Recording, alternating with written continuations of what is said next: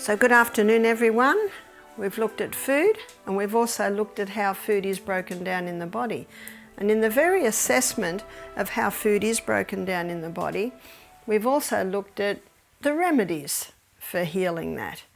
So what I'd like to do is I'd like to go into now, what do you do for specific diseases?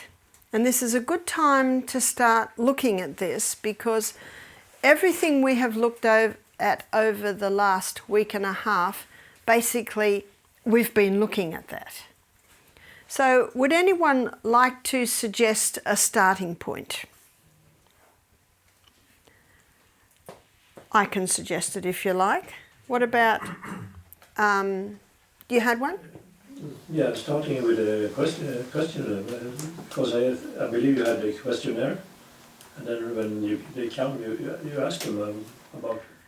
Yes, that is true, and that will be available for you. So when a guest comes in, and we'll probably more talk about that when we look at starting the health retreat, but specific diseases. So what do you do for specific diseases? So think of a disease.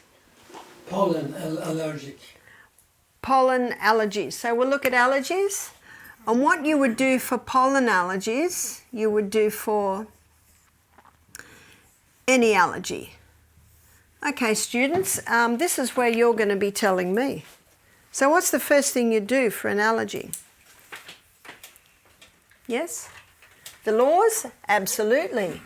Make sure they're getting pure air, sunshine, and have a look if they're on any stimulants, and then it's important to come in with showing them alternatives and how they can come off the stimulants, what time are they going to bed, are they exercising, often called the forgotten remedy, that one, and looking at what they're eating. I never say to people, do you eat well? I always say, tell me what you eat.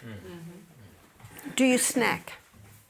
And if they say, yeah, I snack to keep my blood sugar levels up, tomorrow when we look at water, salt and exercise, you'll see that water can get your blood sugar levels up. And remember what we looked at today, where are your nutrients absorbed, students? Further down. So when the stomach's empty, nutrients are still getting absorbed into the bloodstream. Most causes of low blood sugars is dehydration. So yes, going through those. Now let's have a look at some specifics. What, say it's pollen allergy, what part of the body is affected most? Is that the sinuses? Okay. Is there any particular foods that they should stop? Dairy. The five. The five. The five, yeah. The five, okay. So the five. So what are they? Dairy? Dairy, that's right. And I think a good thing to say is cow's milk's excellent milk for baby calves. And it is a very thick milk, and so it commonly causes excess mucus in the respiratory. What's another one? Wheat.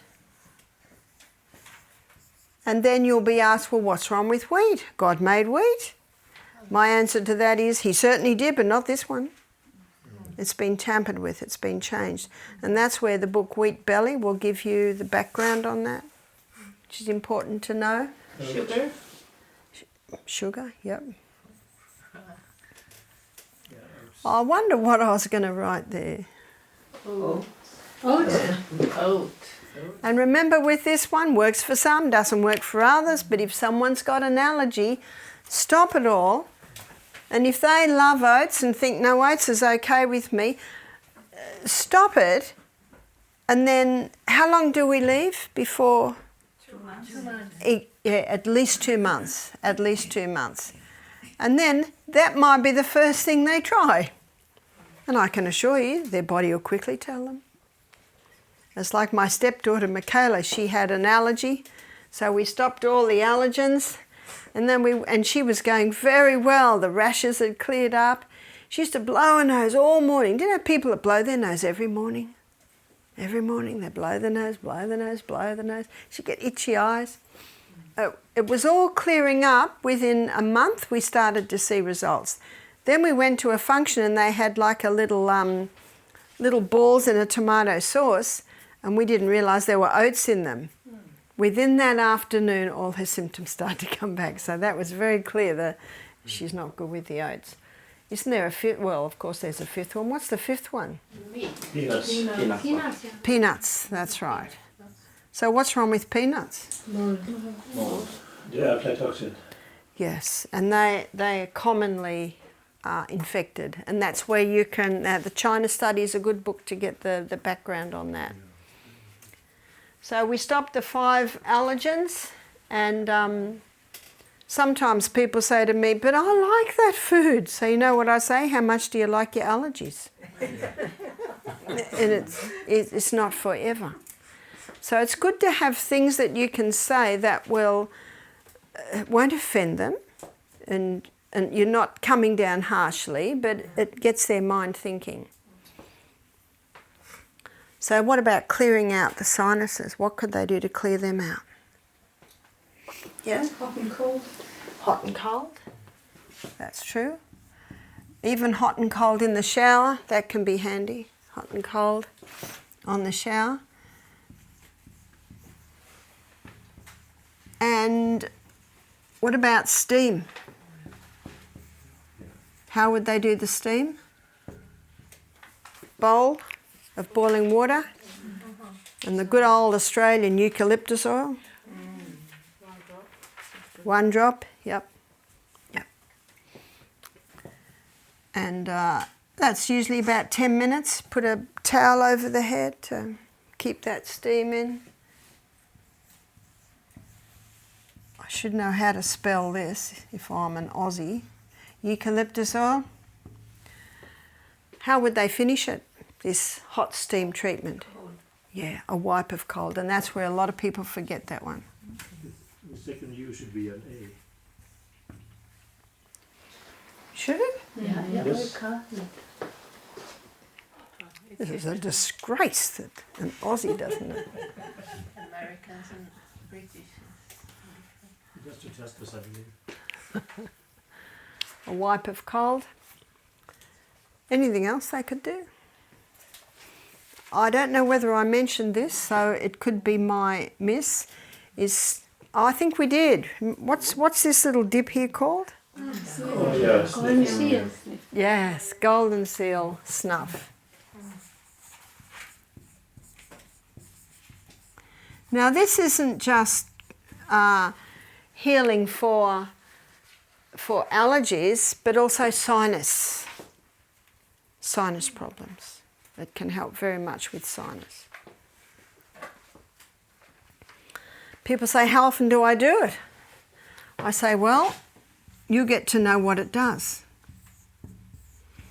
And if it's particularly bad, they might do it every 4 hours. They might do it 3 times a day. They're working, they might do it before they go to work, when they come home from work.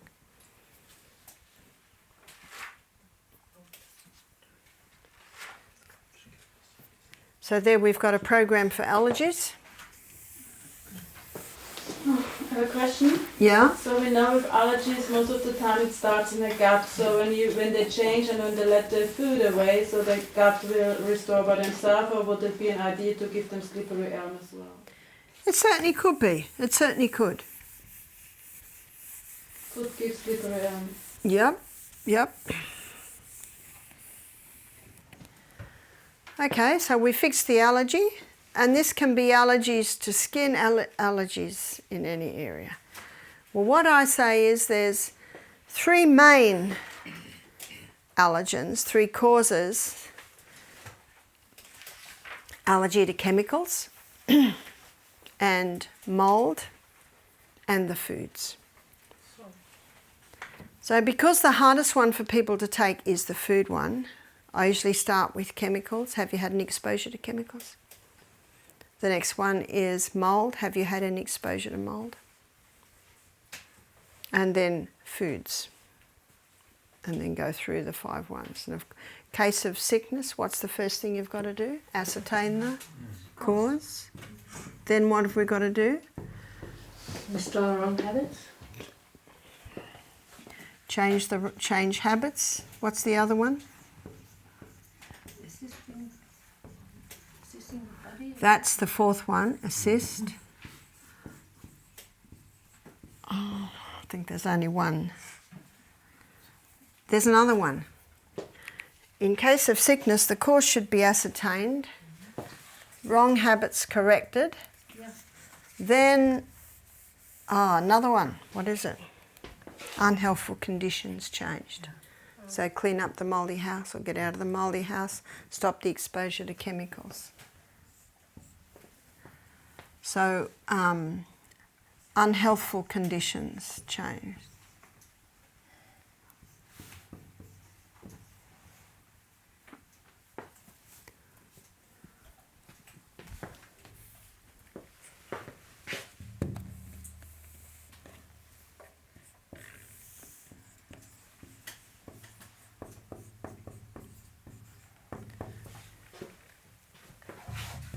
So Lydia, you had a question? Yes, I'm just thinking. Oh yeah, no. So it doesn't really make a big sense, or it doesn't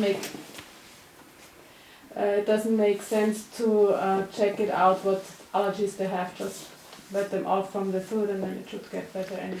Yeah, that is true. That is true. But you always investigate, get their symptoms, because remember what we're doing.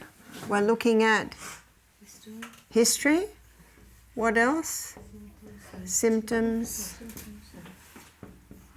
And also response. And remember, if the response isn't that quick, you might have to explain to them that this will take a bit of time. I've had people say, well, I stopped wheat and I stopped dairy. How long did you stop it for? 2 weeks. So the way to explain it is a slice of bread you can eat and it'll be out of your body in 24 hours, but the effect remains.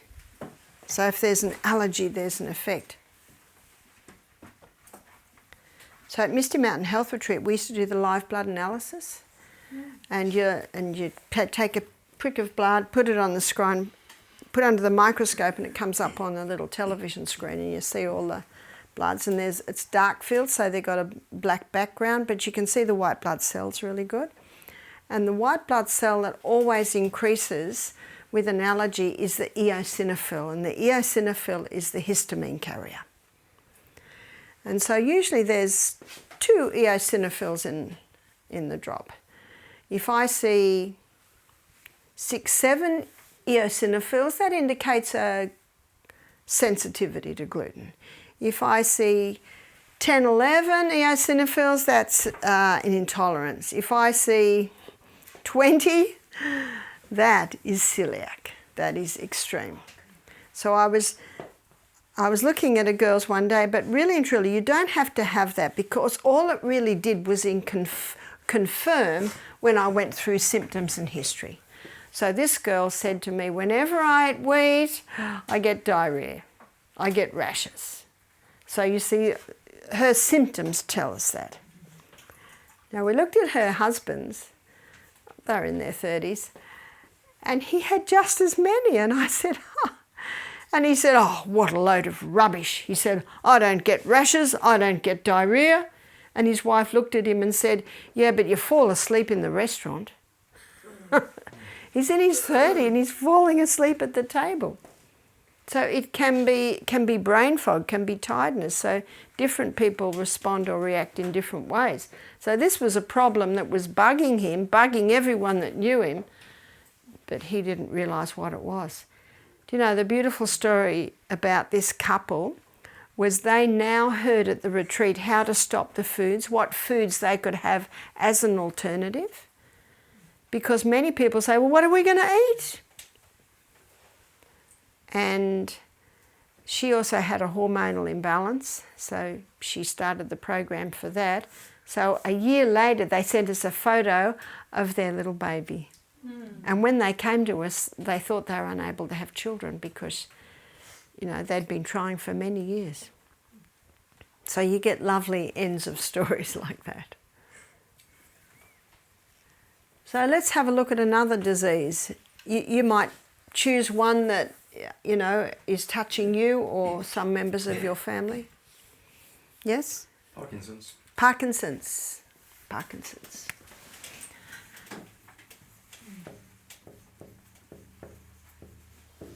And I guess Alzheimer and dementia can go on the same, or... They can. They can. Do you remember the book I mentioned, Dr. Bruce Fife? No. Dr. Bruce Fife, his book Stop Alzheimer's Now. And that also talks about Parkinson's. It talks about multiple sclerosis. And what he shows is that this does not appear overnight. It's usually a long time in the making. And I noted when I read Florence Nightingale's book, I love the title to her book. This is the title. She says, Nursing, What It Is and What It Is Not. That's the title to her book. And she says, disease is often years in the making. Years in the making. And so with Parkinson's, something has damaged the nerve cells. So what could damage? So we're looking at the cause here. What could damage the nerve cells? Sugar, not directly. Chemicals, yeah. And we are exposed to so many chemicals today. And neurotoxins in the vaccines. So the neurotoxins in the vaccines, with some it's thimerosal, and that's what they call mercury, formaldehyde, aluminium. And I think most people are aware now that cooking in aluminium saucepans is not a good idea. So these are the, environmental poisons. In fact, it's coming from so many places. And what was it? Is that an O or an I? Poison on.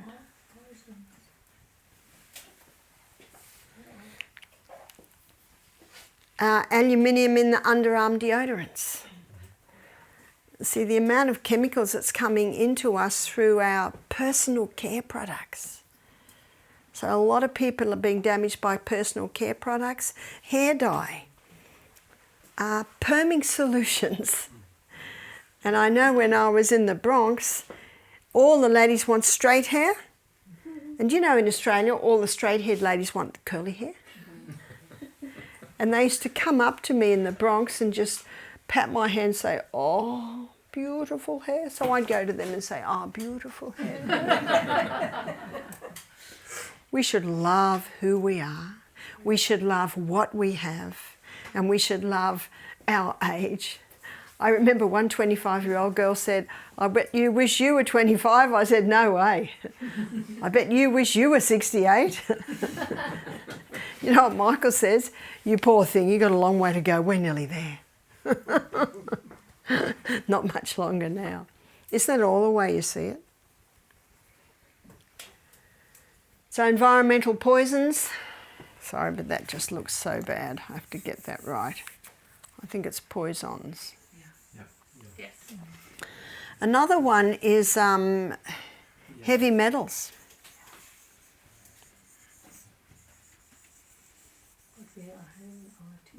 So where are we going to be exposed to the heavy metals? The mercury fillings in the teeth. Yeah, they're a big one. They're definitely a neurotoxin.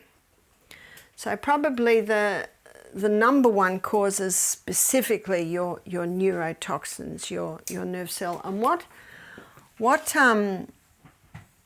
you've also got, here's your nerve cell, here are the dendrites, the receiving stations.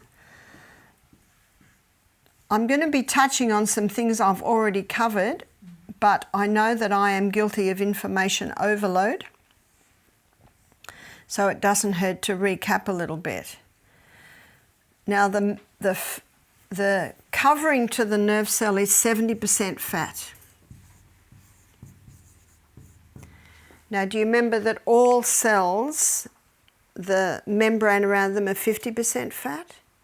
So the extra 30% is this fatty substance here. So where people can be particularly susceptible to damage is when they're eating a lot of tuna. Remember the tuna has mercury in it. They've got a mouthful of mercury fillings.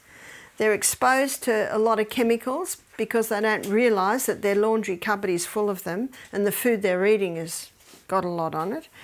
And they're on a fat-free diet, trying to prevent themselves from getting heart disease.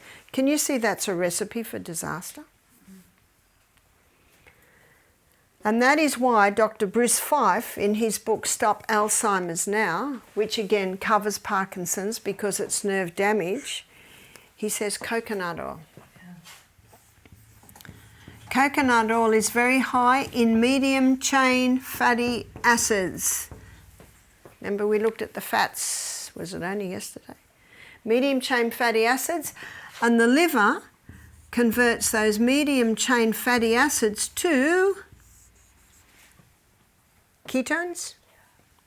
And ketones are neurohealers. And they're neuroprotectors. So that's how it's working, neuroprotectors.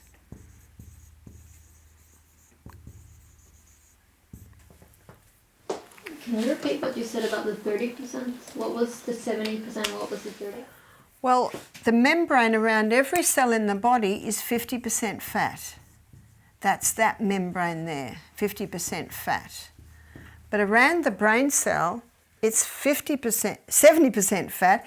The extra 30% is that fatty myelin sheath right there. Oh, sorry. That's right. My husband would be horrified. You won't tell him. He'd only forgive me because he hasn't seen me for a while.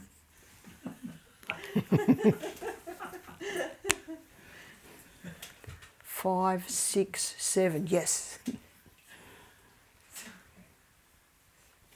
So that's why it comes at 70% fat. And that's why this fat-free diet is so dangerous. And I believe a great deception of the devil.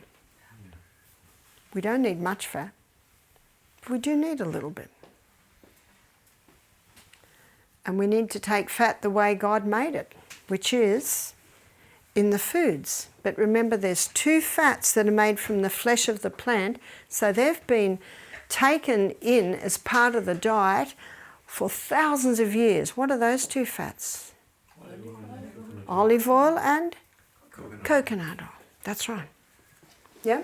But in my office I see it's more the wrong fat they're using and they're not using the right fat. Do you know, you're absolutely right. There are only a very small group who don't eat fat. I did not really come very much of my part into them. Okay. Yep. I certainly acknowledge that. So what would be the bad fat, students? Margarine. What happens when you heat polyunsaturated oils? Yeah. Yes, you get that. Do you remember the shape of the polyunsaturated? That's called cis fatty acid. And then when it's heated or hydrogenated, what happens? It becomes the trans fat, and the trans fat are the dangerous ones. So the fried foods, a lot of people eat fried foods. Yeah. So did you say that this approach is good for multiple sclerosis? That's right. And arthritis? Well, arthritis is more inflammatory. So multiple sclerosis is eating away of that myelin sheath, and when that myelin sheath is 2/3 gone, there's your multiple sclerosis. But I met a lady who had multiple sclerosis. She had lost the ability to walk properly. She was incontinent. She was in her 50s. Her speech was slurred. And someone gave her the book, The Ministry of Healing. And she learned about these 8 laws of health, and she implemented those 8 laws. And when I met her, she spoke beautifully. She had no incontinence and she had no slurred leg. Just from those 8 laws. But we know now, you add some coconut oil. Now there's a nerve nourisher. Does anyone remember the nerve nourisher? St. John's wort. St. John's wort can be taken in a couple of ways. It can be taken as a supplement, and it can also be massaged into the spine as an oil. Now, we had a man come to us with Parkinson's. He came with his wife, the 8 laws of health, started little by little on the coconut. Now, what if someone just can't stand coconut oil? What do you do? Make a chocolate. Make a chocolate. Now, if they don't have cancer, you can put a little maple syrup in there and make it a little bit tastier. But if, they have a brain tumour, we want to keep that sugar down. Because cancer cells consume 15 times the glucose of any other cell. Anyway, this man that came to our program, he was in his 70s. And when we looked at his history, looking at the cause, a lot of exposure to chemicals. Now, the man he works with also has a lot of exposure to chemicals, but he didn't get Parkinson's. He could have another problem. So that's what you'll find, that it differs so much. We are a combination of our genetics, our childhood. It's like my girlfriend. Her father was a chemist, and he thought he was doing the best for his little daughter because every time she got sick, he'd give her the latest drug. And when she was only in her 40s, her kidneys started to fail. She'd had so much medication.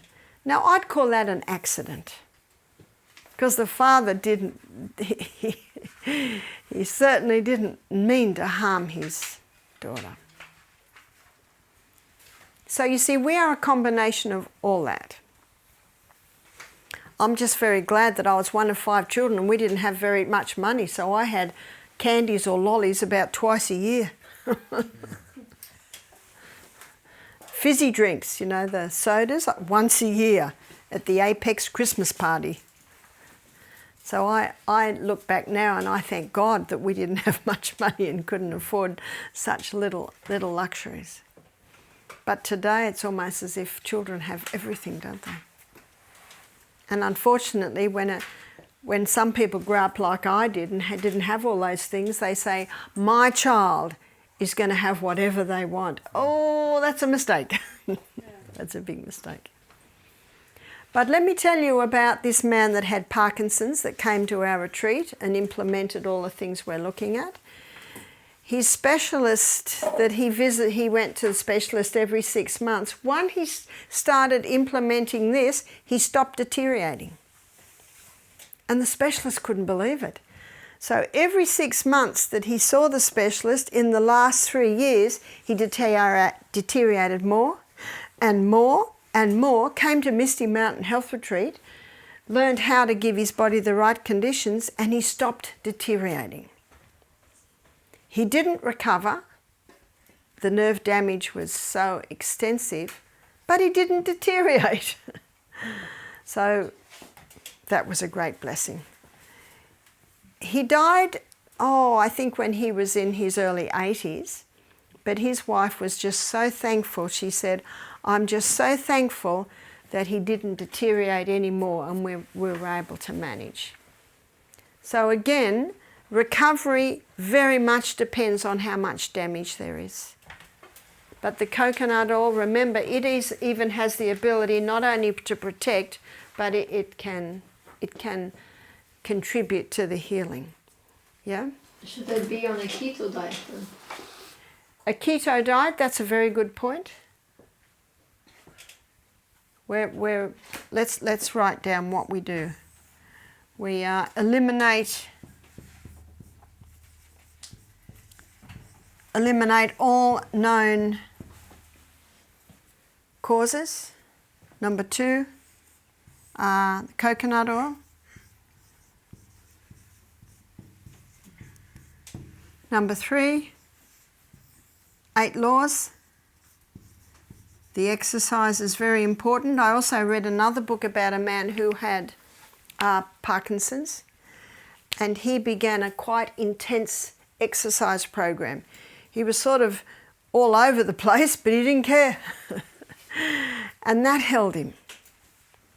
The intense exercise he was doing stopped his deterioration. Because remember, the nerves are fed by blood. And when you exercise, you increase that blood moving around the body. And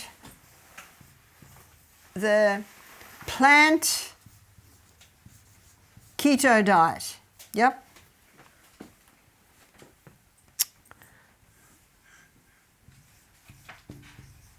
The plant ketogenic diet. Ketogenic. So when people get the Bruce 5 book, they often email me and say, Barbara, Bruce 5 says you've got to eat meat and dairy. And I said, oh, don't worry about that bit. Look at his theory, and his theory is correct. You don't have to eat meat, eat lentils, nuts, seeds. But get the carbohydrates right down. Yes?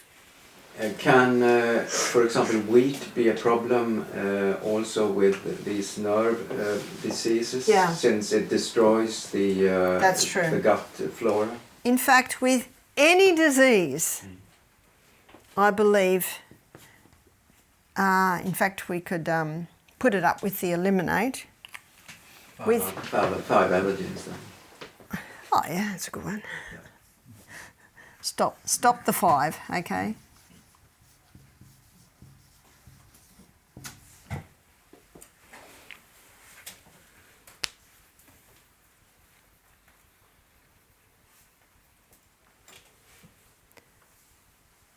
But remember, the people will want to know why. And if down the track you think, what was that? You can go back to your notes. You can email Barbara O'Neill.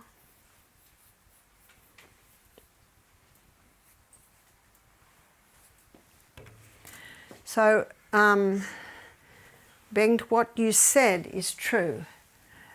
We could also do that for Alzheimer's, for dementia, for multiple sclerosis, for Huntington's chorea. And what I say to people is, this has taken many years to develop, and we're not sure of how extensive the damage is. But if you implement these things, it's quite possible you will not deteriorate anymore. That's a really good thing to say. And if they improve, wow, that's a little bonus. Because our disappointments are only equal to our expectations. Yes. Have you ever seen someone be able to turn around multiple sclerosis? Just because I know someone who's in their early 30s and who has been diagnosed with it. Yeah, very, very sad. So then, well, the story I just told you about the lady who got the Ministry of Healing, she was able to turn her multiple sclerosis around. And I remember when Michael and I first married, we were at a health retreat called Living Valley Springs up in Queensland. And there was a lady there who got out of her wheelchair and started to walk. It was quite incredible. Not from the week, but this was about the 3rd time she'd done the program. And every time she did the health program, she advanced a little bit more. So that brings us to something else too, and that's detoxing from the environmental poisons. And that's where the 2 days of juices and the steam baths and the colon cleansing, speeding up the body's organs of elimination. We talked about that when we talked about the liver. That accelerates the elimination, and that's where the detoxes help. Yeah. We haven't talked much about this, but I'm thinking, can EMF radiation have a role to play specifically when it comes to neuro? It absolutely can, and that's really new, isn't it? We weren't talking about that 10 years ago, but it absolutely is. It's called the silent killer. And, you know, our body has certain frequencies in it, and of course our nervous system is our electrical system, so that absolutely can play a role. Do you think we can have a look at that a bit later in the program? Well, I can't tell you the devices that you can use, but you can Google that. Yeah, but I mean the effects of the radiation. What is known about that? Well, again, it's very different, and it's on the nervous system, and it also depends on how many environmental poisons are in the body. the electromagnetic field can add to that build-up in the body. It's true. There was a question this side. Yeah. What do you mean by stop the 5? Stop. What do I mean by stop the 5, students? Remember the 5 allergens? The 5 allergens. Yeah. Dairy, sugar. Yeah. And we were talking about the chemicals. I mean, it took a while to get into the body, so after 2 days, they can't all be out. Or? No, they can't be. And they will not be. What you do is you start the process. So you start the process, and they can't all come out in 2 days or we'd be dead. So also explain this, the body lets it go little by little by little. So how do the rest get out? They're just doing When you do the time-restricted eating and have that 18-hour fast every 24 hours, so that little bit of a fast every night, little bit more, little bit more, little bit more. So little by little, the body detoxes if you give it the right conditions. And it'll let it go in a way that will keep you alive. Yeah. Treatment was successful, but the patient died. We got rid of all their environmental poisons. Yeah, but they're dead. Yeah, but we got it all out. And the body knows. The body knows how to let it go little by little by little. So we don't need to help it with spirulina or something like that. Well, your green barleys or your spirulinas or your chlorophyll, those green drinks are the best blood cleansers. And when we went through the fast that our guests do, and we will recap on that when we look at starting the retreats and how to start the retreats, every second juice we give a green barley supplement. Yeah. When the people, the guests go home, do they have a program how to continue? That's right. Because That's right. it's very important. It's very important. It's very important. What I do is, remember in the questionnaire, you write down what they have for breakfast, you write down what they have for lunch, and then I look at what they usually do and I try and bring it as close as possible to what they usually do. Now, obviously, if they have a cup of coffee for breakfast, there's not much we can do there. But what I find is they're only having a cup of coffee for breakfast because they have their main meal so late. And what some women say to me, but my kids are at school all day. I've got teenagers, I've got a husband, they come home at night, they're hungry, they want something to eat. So I suggest they have a more substantial breakfast. Lunch might be light or it might be a little power-packed, this is Aussie term, tucker box or lunch pack, and we looked at that yesterday, what you could do for that. And then have the tea as early as possible.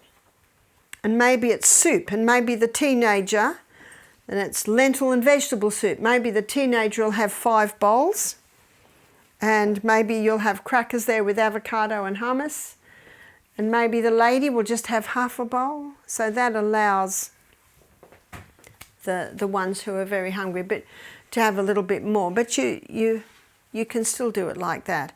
One lady told me that her kids, when they get home from school, off the school bus, she has the main meal ready. And that's when kids are hungry, isn't it? They come home from school, they have their snack, and then they later, well, why not have the main meal then? But the father doesn't come home till 6 o'clock. We'll heat up his meal when he comes home. And the mother might sit with the father and have a cup of peppermint tea, and he's happy because he just wants quiet. Isn't that true? He's had a very busy day and he just wants quiet. And the kids are quiet because they've been well fed, so they're off doing their own thing. So you adjust it to, and again, I mentioned this yesterday, well, could you do that? Well, what about that? Well, I don't have time to cook soup. Could you get a slow cooker and have it cooking all day? So when the family comes in, all they need is a bowl and a ladle. So you have a look at what would work.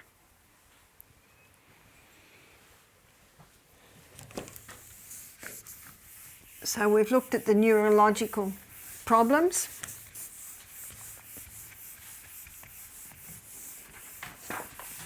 But anyone who's got multiple sclerosis or dementia, I suggest they get that book and read that book.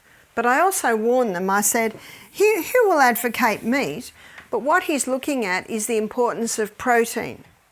And you can do it with the legumes.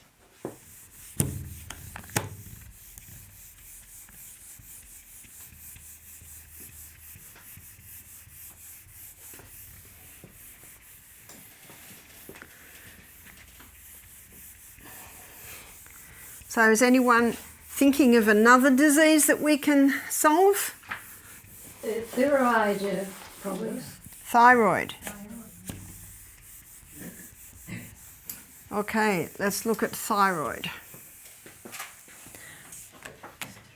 Dr. David Brownstein.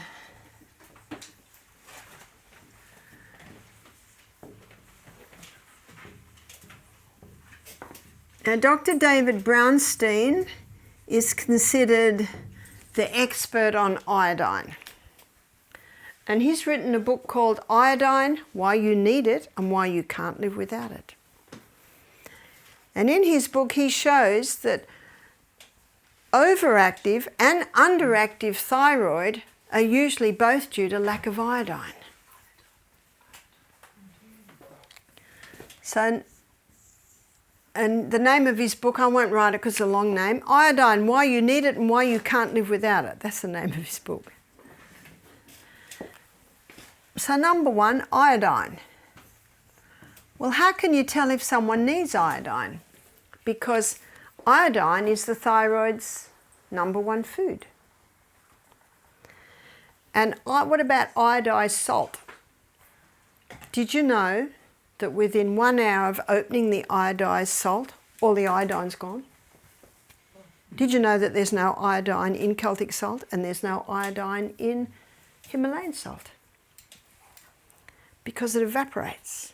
So when the waves crash, the iodine goes into suspension, goes across and lands on the soil. That's why the plants grown around the edge of a country near the sea are higher in iodine. And when it's added to the soil? Yes, that can help. But what we suggest is to buy Lugol's solution. Lugol's solution is a combination of iodine and iodide. And iodide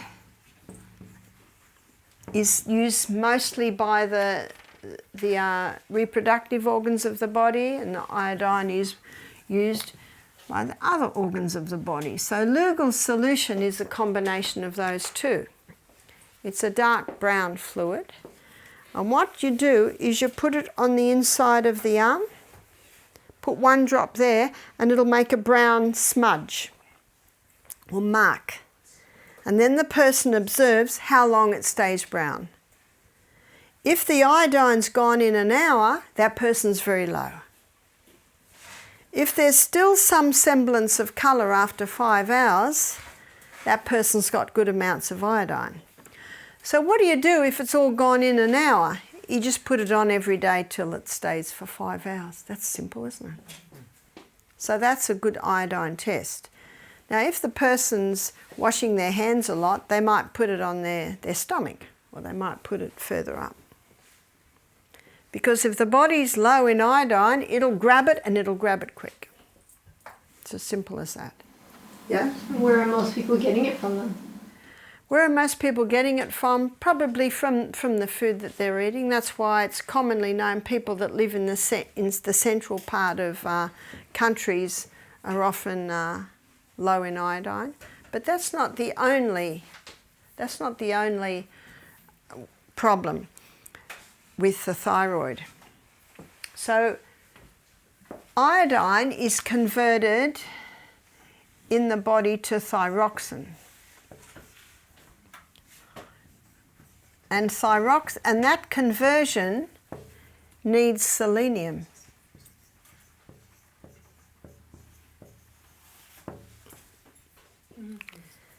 And mercury fillings have an affinity for selenium. So when people have mercury fillings in their mouth, or they're eating a lot of fish, with high mercury, they are often low in selenium. So a person can have adequate iodine, but if they don't have the selenium, the iodine can't be converted into thyroxine. And to get all your selenium, you just need 5 Brazil nuts a day.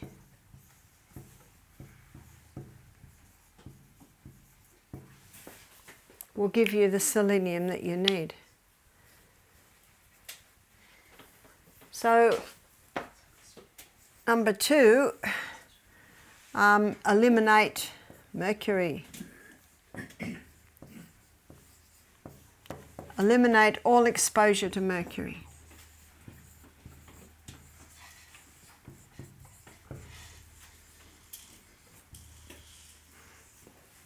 And there's 3 places we can be exposed to mercury. Where's that?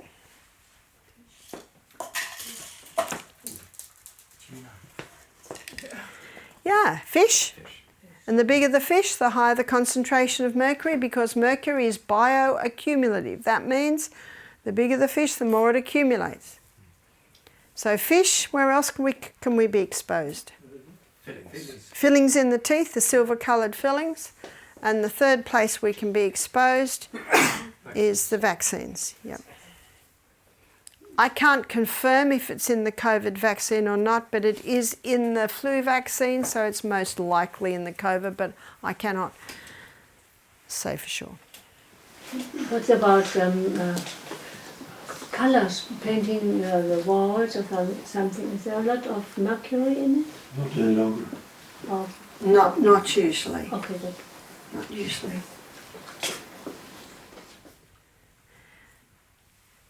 In about, I think it was about the 1970s, in Minamata Bay in Japan, they noticed cats doing backflips. All these cats were doing backflips. And they traced it to the mercury going into the water, and remember, mercury is a heavy metal. It's not in the seawater, so it's not in Celtic salt. It sinks to the bottom, and the fish, the plants take it up, the little fish eat the plants, the bigger fish eat the little fish. And they called it dancing cat disease. They didn't call it mercury disease. Now remember I said on my long flight from Australia to, where did I fly into? Dubai. I was watching some documentaries and I saw one on Minamata Bay. It was very interesting because it had the whole story there. And this guy came in as a journalist to report on it. And all these deformed children and deformed old people. And the company that owned I think it was an aluminium factory, and the waste that was going to Minamata Bay was the mercury waste. Just incredible. Took a long time before finally they acknowledged it and did something about it. But the fishermen's children, the fishermen themselves, but they called it dancing cat disease, not mercury disease. And you've heard of Mad Hatter's disease? You know, the Alice in Wonder, there's the Mad Hatter in Alice in Wonder. I haven't watched that or seen it, but you see, I remember from a child, the Alice in Wonderland, there was a Mad Hatter. Well, hatters went mad, the hatters that made the top hats, because they would glue the felt together with mercury. And so Mad Hatter's disease was hatters would go mad because of their exposure to mercury. So they didn't call that mercury disease either. They called it Mad Hatter's disease because mercury is a neurotoxin.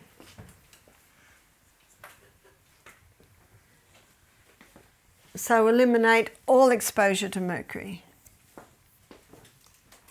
because mercury takes up the selenium, and selenium is needed to convert iodine into thyroxine. Number 3, high estrogen opposes thyroid function.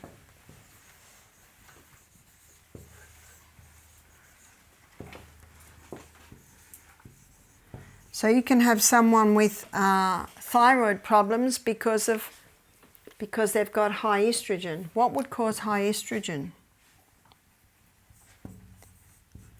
Any ideas? Dairy. What causes high estrogen? Chicken. Contraceptive pill. Plastics. Especially those soft plastics that have got the non-or-phenyl.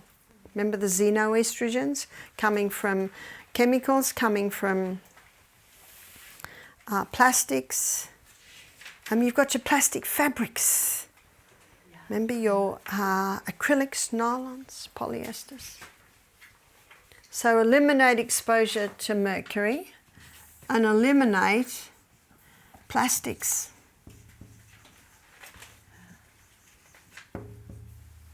And eliminate the contraceptive pill.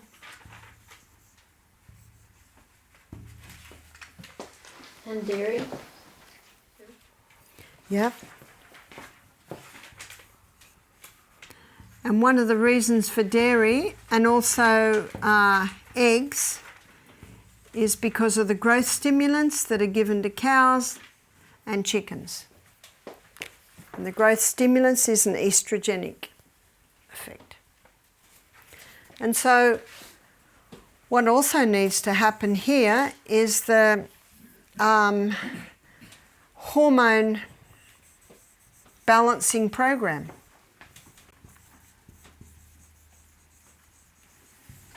And we looked at that. We looked at the herbs that you can use. We also looked at getting together and ordering a whole box to get it cost. The Anna's Wild Yam Cream from Australia. So that's an important part because your high estrogen opposes your thyroid function. These are areas that are not often assessed, but as I've just shown you, if you don't get these back into balance, you won't find a turnaround of the problem.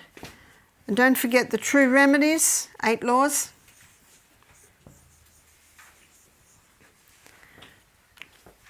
Thyroid controls metabolism. So if it's overactive, everything's fast, they can't eat enough food to because metabolism is going so fast. And it's really, they lose weight because everything's going so fast. So with overactive thyroid, it might need to be supplemented with juices. Definitely need 3 meals a day, maybe an hour before the meal they'll need a vegetable juice just to keep up. And how do we slow down when it's overactive? How do we slow it down? Ice.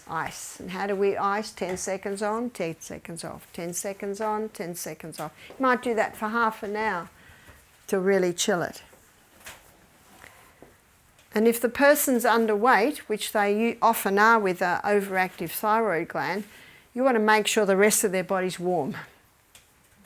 You might put their feet on a hot water bottle or in a bucket of hot water to warm them up, but you want that slowed down. So number 6, over, we'll just say the overactive thyroid gland, ice. What about the underactive? What will wake it up? Cayenne compress. Will we do that in the morning or in the afternoon? Morning. If we do it in the afternoon, it'll wake them up and they won't sleep much.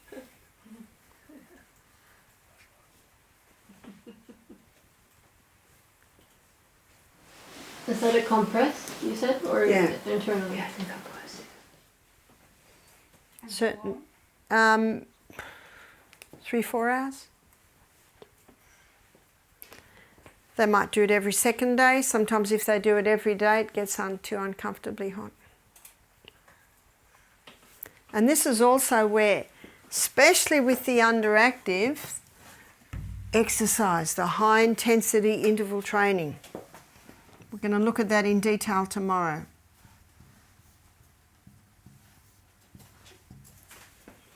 Because that high intensity interval training wakes up the thyroid gland because you're going so fast.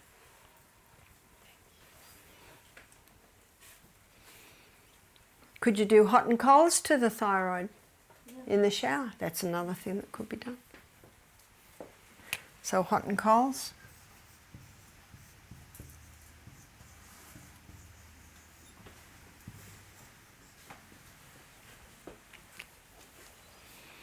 See, with the overactive thyroid gland, they're usually a bit underweight, they can't sit still, everything's fast, fast, fast, fast.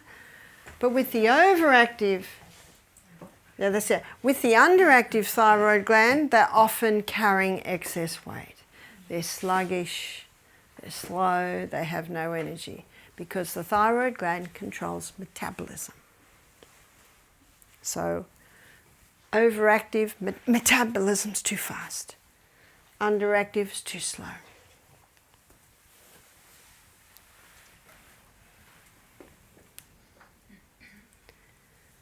So we've got a program there.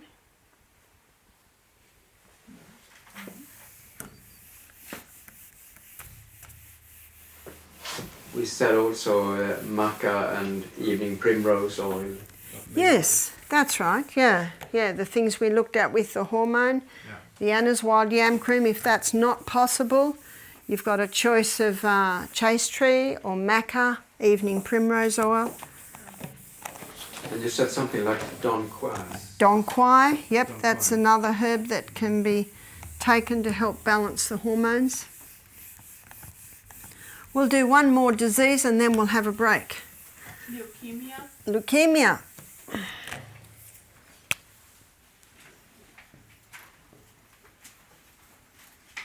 What's leukemia? Blood cancer. It's a blood cancer, yeah.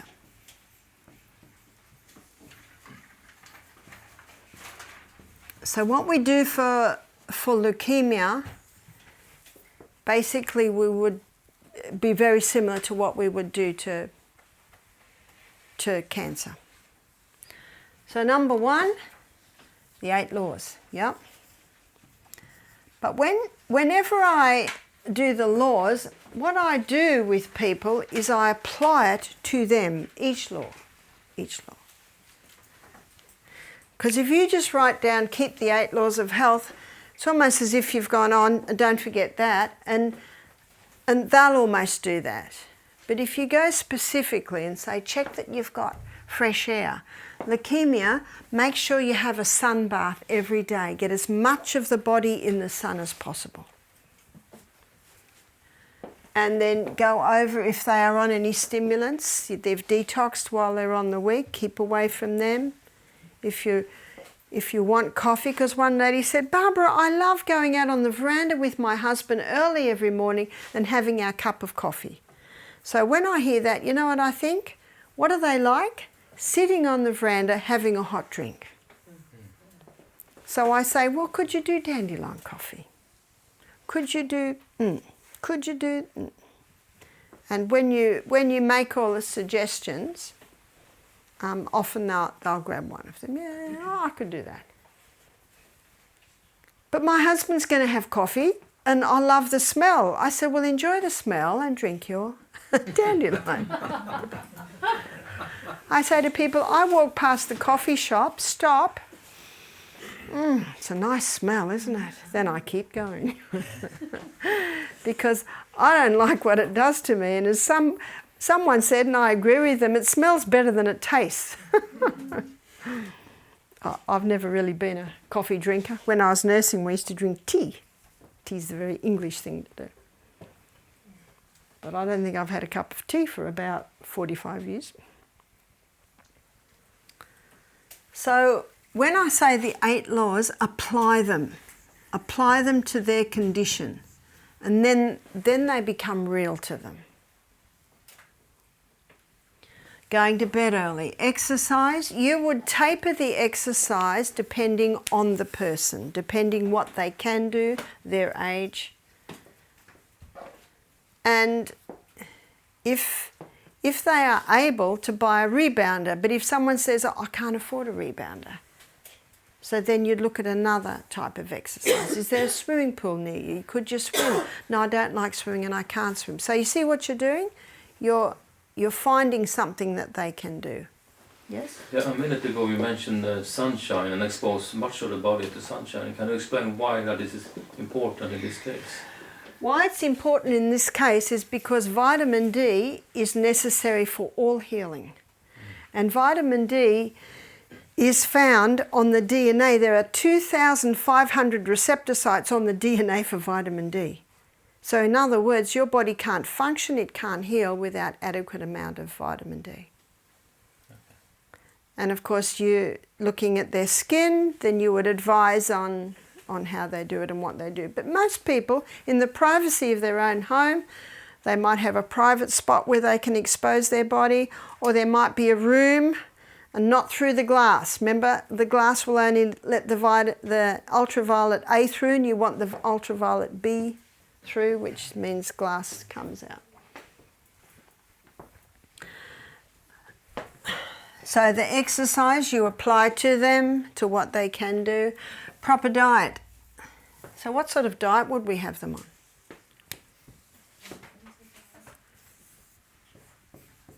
So how much glucose do cancer cells consume? 15 times. So what do we want to get right down? The sugars. That's right. And so for 6 weeks, no fruit. And if they say, but Barbara, God made fruit good, I say, He did. He made fruit excellent, and it is delicious. But it's going to feed the cancer cells. It's going to feed the cancer cells. So one writer explained this diet as a sledgehammer diet, designed to give a sledgehammer effect to cancer cells. So remember your 20-step pathway in the cell gives 2 units of energy, and then the pyruvate comes out, then there's an 8-step pathway and it gives 36 units of energy.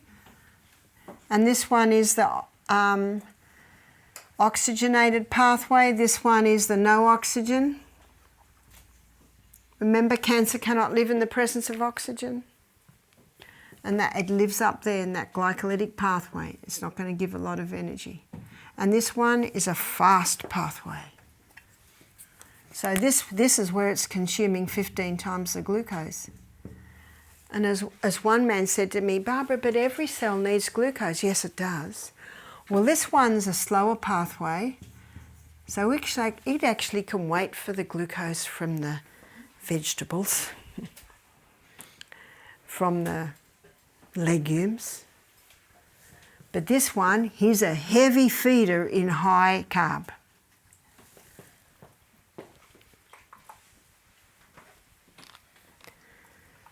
So what can they eat? They can eat a lot of vegetables, and they can eat the savoury fruits. What are the savoury fruits? Cucumber, tomato. That's right, cucumber, tomato, cucumber, and avocado.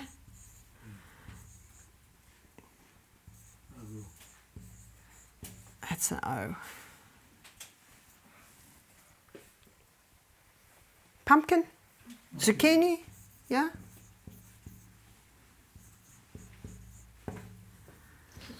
Dark green leaves. Lots of dark greens.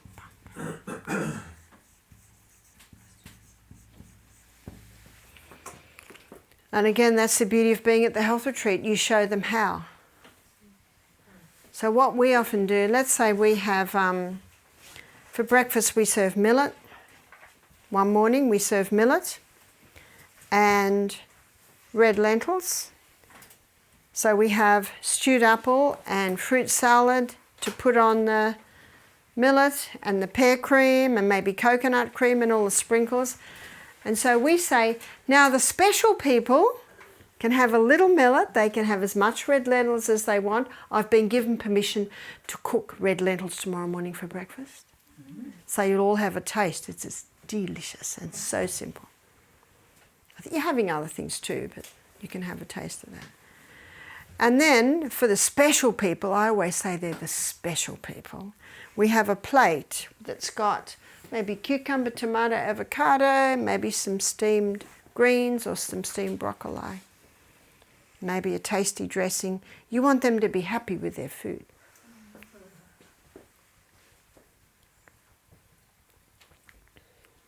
What else can they eat? Eggplants. Yeah. Yes, they can eat nuts. Legumes, yes. Nuts and seeds. There's actually quite a lot they can eat. And you might need to show them how to make the legumes. And do you remember I mentioned the other day, I say this is what some people choose to do. Lentils is Monday, black-eyed beans Tuesday, cannellini beans Wednesday, kidney bean Thursday, Friday is tofu day, so it's alternating the legumes. And that's where recipes can be good. One of my books is here. I'm very happy for you to photocopy all the recipes out of the back of the book. There's no copyright on the book. Well, it says there is, but I wrote it so you can do. I was going to Fiji and I had a box of my books. And the military came and said, "What are you going to do with these books?" I said, "Give them to my friend." He said, "You're going to give all these books to your friend?" I said, "That's right." And I picked up the book and it had a picture of me. I said, "It's my book, I can do what I want with it." And he said, "Okay." And the books went through.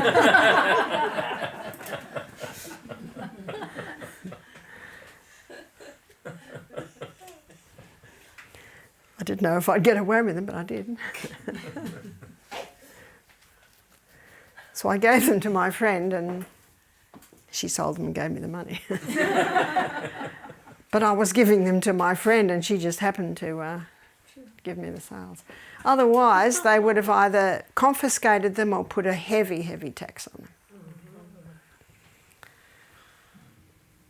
them. Can they have anything else? Well, they can have all the vegetables, yeah? Lemon's another savoury. And lemon makes the dressings really nice. Remember the dressing we talked about? Tahini, lemon, olive oil, crushed garlic, salt, drop of stevia. I find the drop of stevia in there just gives it a nice flavour. It's not too sharp. Because it's got to taste nice. Yeah? Is there a stevia without the licorice, or how they say it? The licorice. Licorice, thank you. Taste? Because often when I use that, there's really strong taste. What I find is that if you use too much stevia, it has a bitter taste. Because it's hard to believe that so little stevia could sweeten a dish. So put less in. Put less in. And that's what. Because some people say, "I don't like stevia." I say, "Why not? It's got a bitter taste." I say, "Aha, you're using too much." Because apparently 1/16 of a teaspoon of stevia is equal to 2 teaspoons of sugar. So you see, it's incredibly strong. You only need the lightest little bit. But it's a delicate, light sweetener. Just use it lightly. So at a stretch, a little stevia could be used. Any grain? A little. A little. So instead of 3 cups of rice and a cup of lentil dal, they can have 2 cups of lentil dal and just maybe half a cup of rice. So we keep the grain just to less. Now yesterday I gave you a recipe for waffles. Remember the recipe for the waffle? It was soaked chickpeas and millet. They could have that as bread. Now I think I told you earlier in the week that I put my husband on this diet for 6 weeks. because he had some very bad fungal issues, and that was his bread, and I froze a whole heap. So if I happened not to be there, he could toast a waffle, he could put avocado and tomato on it. That he can do that. But I have taught him how to cook red lentils, so he's getting a little bit better. So can you see the options to have options there? Because you've got to make it a program that they will do. Otherwise they won't do it. They'll say it's too hard.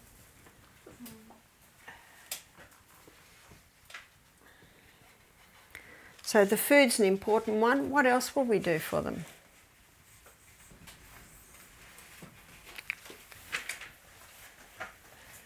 So with cancer, blood cancer, you want a blood cleanser. What's your best blood cleanser?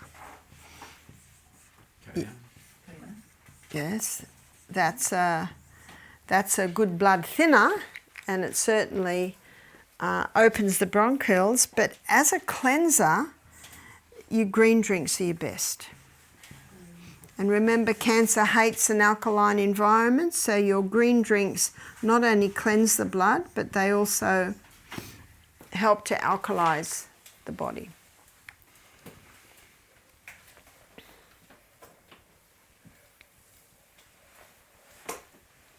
Now, looking at the link between cancer and fungus, we want some herbs in there that will kill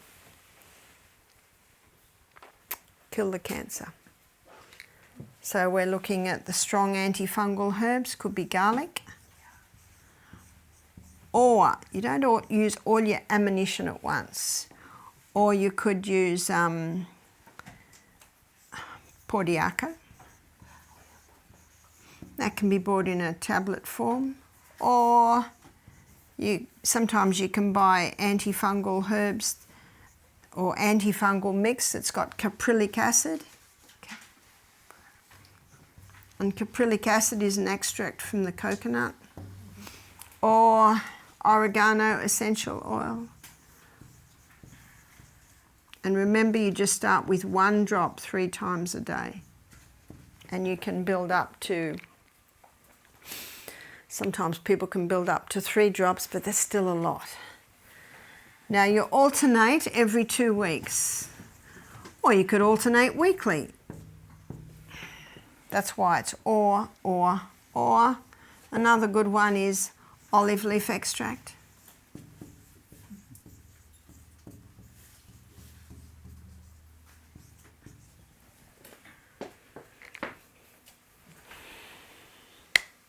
So we've got a program.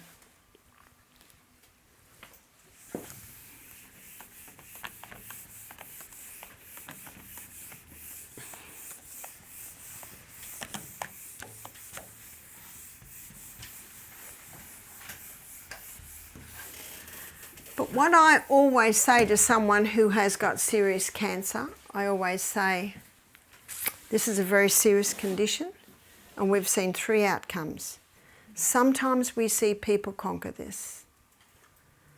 Sometimes we see 6 months go to 6 years. And sometimes we see the last days made more comfortable. So it's good to say that, because the disappointments are always equal to the expectations. And only God knows where it will go. And only God knows how serious the damage is inside. It's hard to say. So whatever the outcome, it's still a plus.